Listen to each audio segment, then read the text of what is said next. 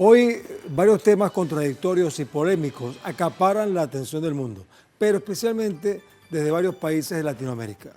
Hechos que merecen ser contados y por eso aquí te lo cuento.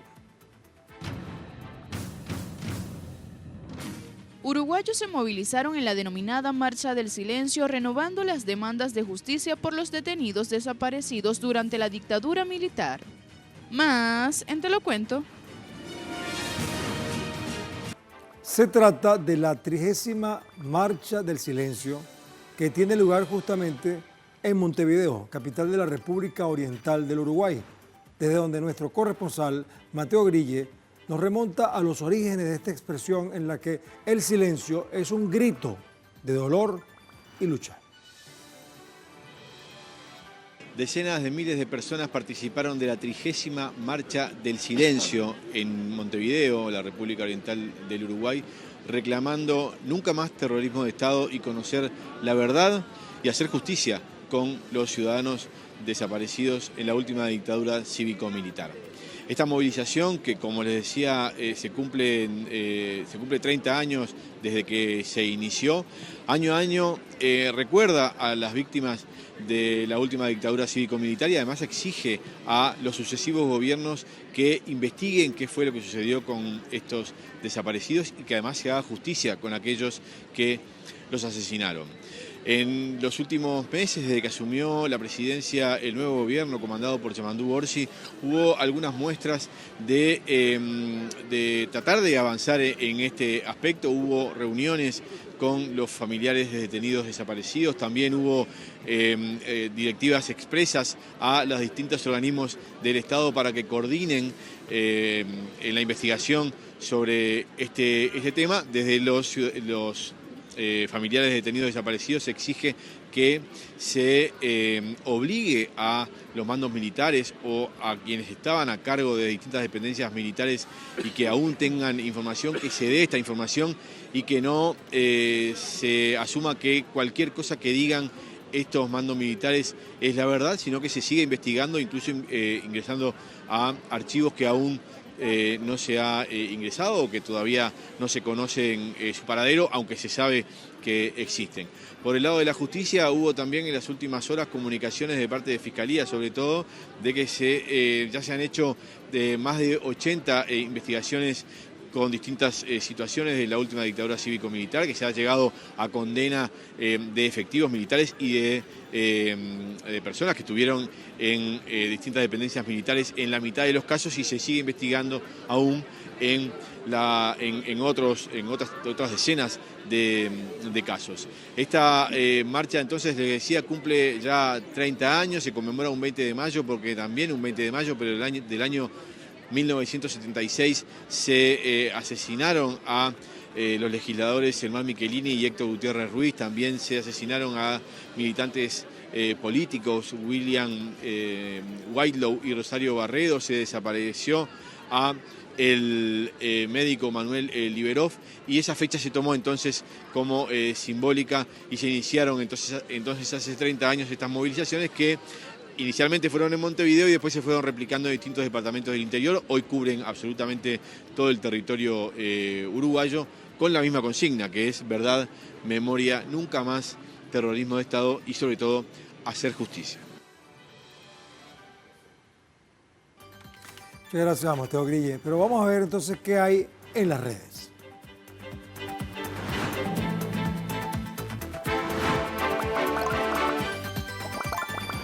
Varias reacciones, sobre todo en la red social X, con el usuario Barry Piso Ale, que es Alejandrina Barry. Ella dice: multitudinaria marcha del silencio en Uruguay. Como hace 30 años no solo se recuerda, sino que se exige justicia por las víctimas de la dictadura, entre los que están mis padres, Susana Mata y Alejandro Barry, asesinados en el marco del Plan Cóndor. Y el usuario SDH Uruguay, la Secretaría de Derechos Humanos de Uruguay, expresa: a 40 años de democracia, hoy reafirmamos nuestro compromiso con la memoria, la verdad y la justicia. La desaparición forzada es un crimen de Estado. En este día acompañamos a madres y familiares en la 30ª Marcha del Silencio.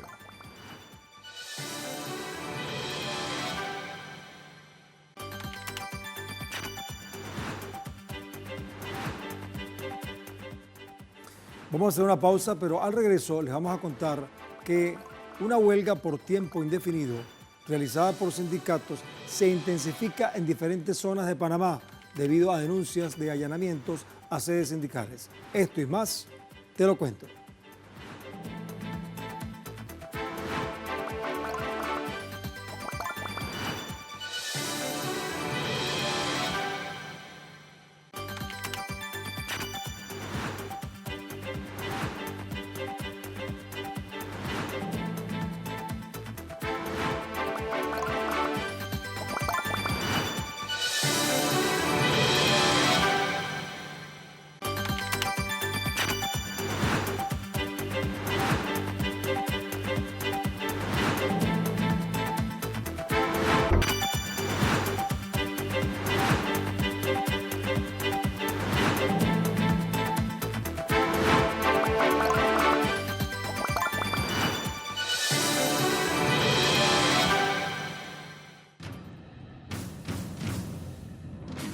El Sindicato Único Nacional de Trabajadores de la Construcción y Similares Suntrax de Panamá denunciaron allanamientos ilegales a sedes sindicales y piden mantener la huelga indefinida.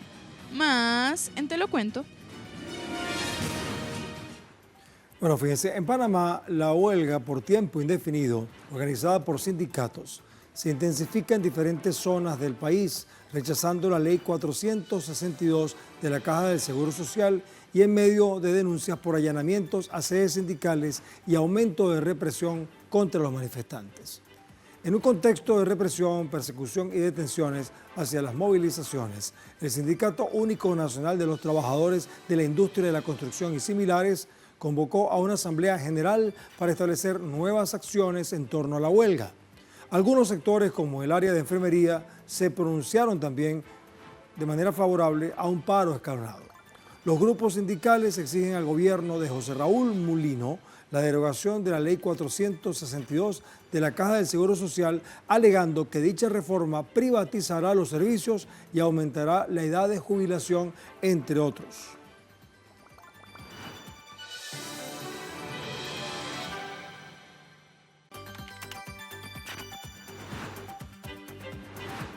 He sido informado esta mañana, hace escasos 5 minutos, que la persecución llegó al edificio de Suntrax en David. Ahí se está allanando en estos momentos nuestra sede sindical de David por parte del fiscal, que en efecto es el que lleva esta causa perdida jurídicamente, pero que están instrumentalizando para hacer sentir el rigor de la persecución política. Jaime Caballero es un preso político. Libertad para Jaime Caballero. Mantengamos la huelga, la unidad, los obreros y obreras de la construcción y el resto del pueblo. Seguimos en la lucha con firmeza. Bueno, ahora veamos las demandas del Sindicato Único Nacional de los Trabajadores de la Industria de la Construcción y Similares de Panamá, que pide la derogación de la Ley 462 de la Caja del Seguro Social y la no reapertura de las operaciones de la mina. Además, rechaza el memorándum con Estados Unidos que permitiría a esa nación norteamericana instalar bases militares en el país. Asimismo, exige respeto al derecho a la huelga y protesta, tal cual lo dicta la Constitución panameña.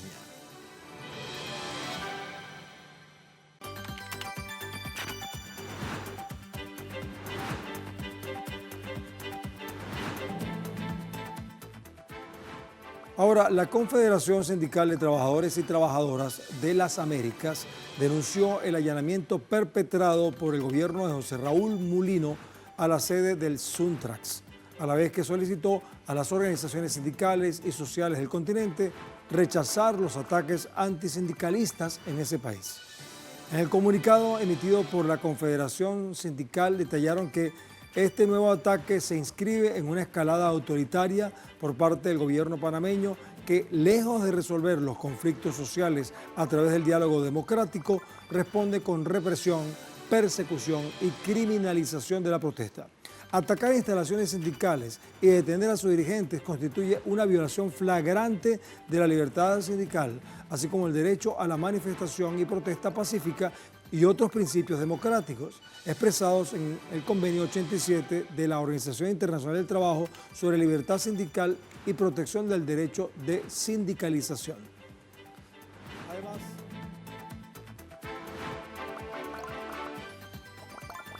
ahora, desde esta confederación solicitamos el cese a las acciones represivas contra el Suntrax y sus dirigentes y la plena garantía del ejercicio de los derechos sindicales de todas las organizaciones y dirigentes sindicales en todo el territorio panameño.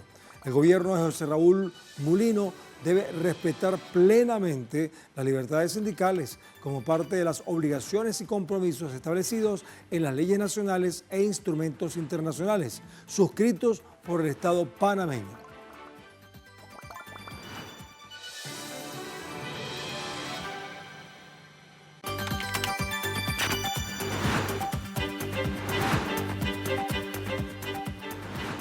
Bueno, en las redes vamos a ver entonces reacciones, por ejemplo, en X con el usuario Claridad Panamá 1, que dice: el mismo guión de la dictadura de otro enfermo de poder como Noriega. En este caso, el dictadorzuelo de Mulino y sus medios, televisión, al servicio de la difamación, se quieren quedar con los ahorros de los obreros y destruir su cooperativa.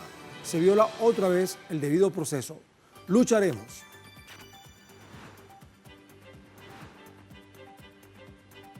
Y también en la red social X encontramos el usuario Juancar7342709, es decir, Juan Carlos Jiménez, quien dice: la persecución contra Suntrax y sus dirigentes sigue por parte de José Raúl Mulino. Jaime Caballero, preso político del régimen, y en estos precisos momentos se prestó a un allanamiento contra la sede de Suntrax en la provincia de Chiriquí, República de Panamá.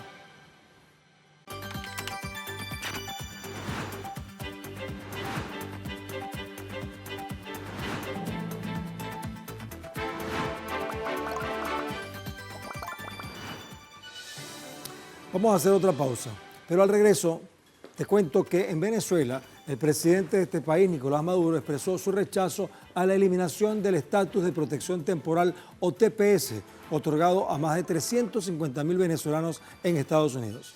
Esto y más te lo cuento.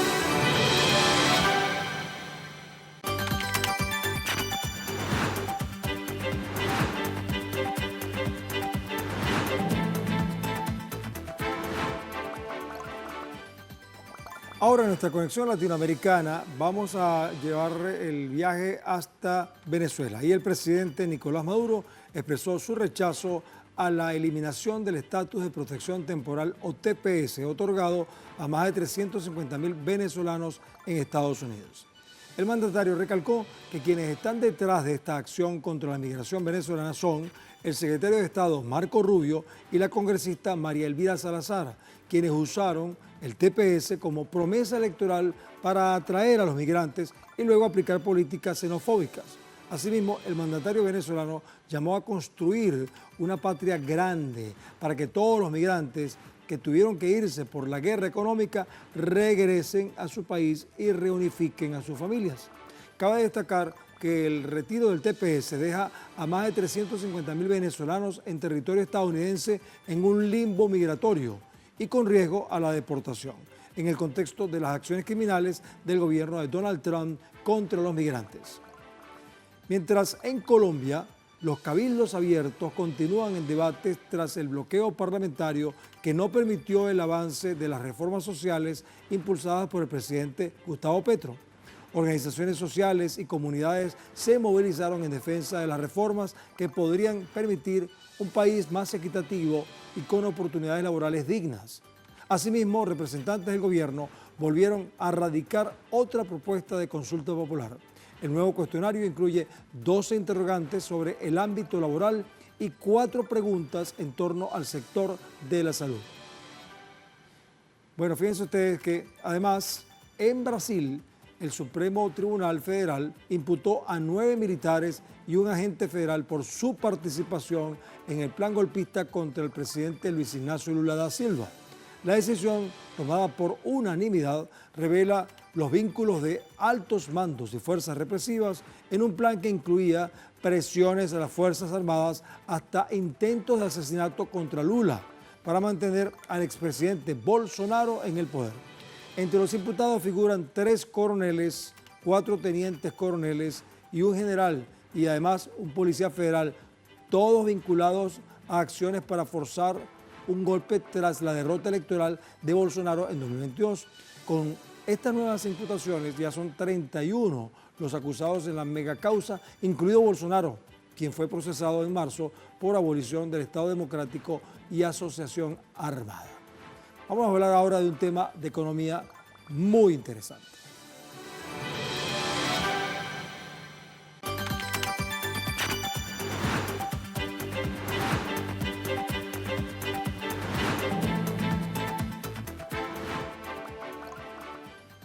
¿A ustedes les gusta el sushi?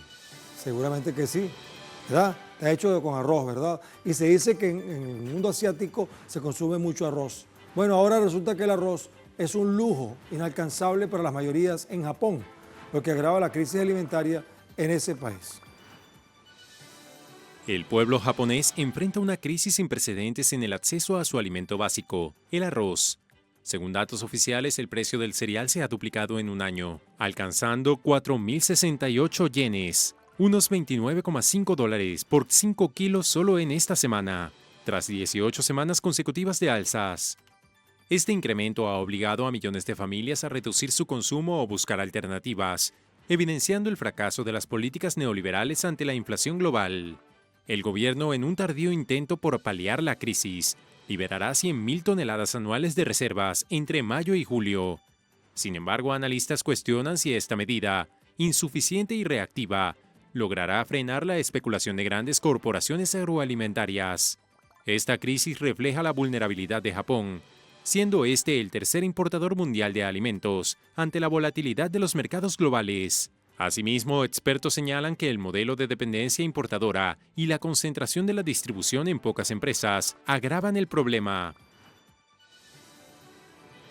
El presidente de Conmebol arribó a Santa Cruz de la Sierra, en Bolivia, para visitar el estadio Tahuichi Aguilera Costas, donde se jugará la final de la Copa Sudamericana 2025, que es un tema muy importante en el deporte.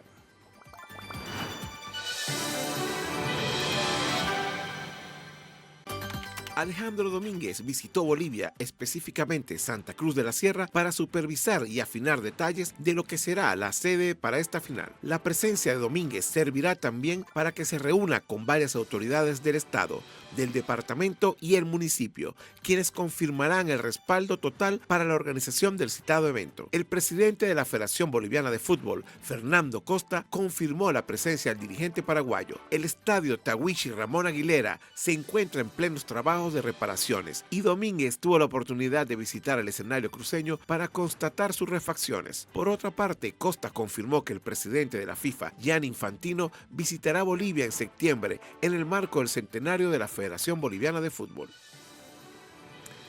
El Sistema Nacional de Orquestas y Coros Juveniles e Infantiles de Venezuela está recibiendo a alrededor de 5.000 niños y jóvenes de todo el país. Ellos quieren participar en audiciones para unirse al elenco estable de este sistema de orquesta que es referencia de la cultura de Venezuela en el mundo.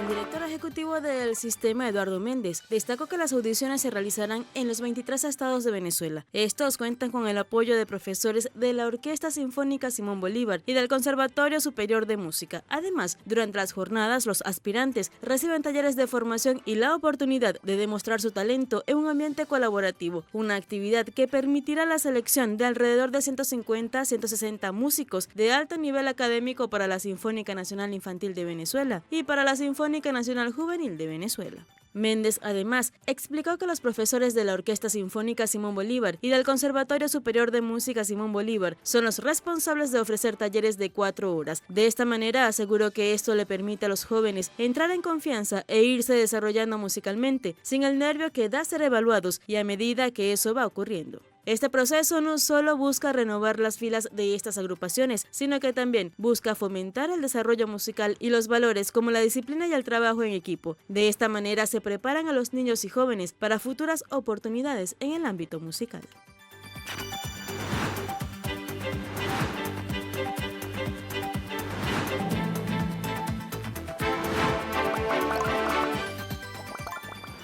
Bueno, nos trasladamos a otro continente donde amanece un nuevo día con otras noticias. Vamos a revisar, por ejemplo, el portal web Izvestia de Rusia, que dice lo siguiente. Medvedev destacó la importancia de las garantías para resolver el conflicto en Ucrania. Bueno, en la cuestión de la solución del conflicto en Ucrania no se puede confiar en nadie, por lo que en este caso son necesarias garantías. Así lo anunció a los periodistas el 20 de mayo el vicepresidente del Consejo de Seguridad de Rusia, Dmitry Medvedev. En respuesta a una pregunta sobre la resolución del conflicto ucraniano, recordó al personaje de Heinrich Müller, el protagonista de la película soviética 17 Momentos de Primavera, quien dice la siguiente frase: no puedes confiar en nadie, yo sí puedo. La primera parte de esta frase es absolutamente apropiada en esta situación. No se puede confiar en nadie en este caso. A pesar de que las buenas relaciones y el diálogo son absolutamente necesarios, esto lo enfatizó Medvedev. Ahora hablamos del portal web Xinhua, que dice: Ejército sudanés declara oficialmente a estado de Jartum libre de fuerzas militares. Bueno, las Fuerzas Armadas de Sudán, las FAS, declararon hoy martes oficialmente al estado de Jartum libre de las fuerzas de apoyo rápido, que son paramilitares, poniendo fin a la presencia del grupo en el estado después de más de 2 años. En un comunicado, estas fuerzas de acción rápida anunciaron que Jartum fue purgada de los rebeldes y sus partidarios. Las FAS también prometieron continuar las operaciones militares hasta que todas las zonas restantes bajo control de las FARC sean recuperadas completamente.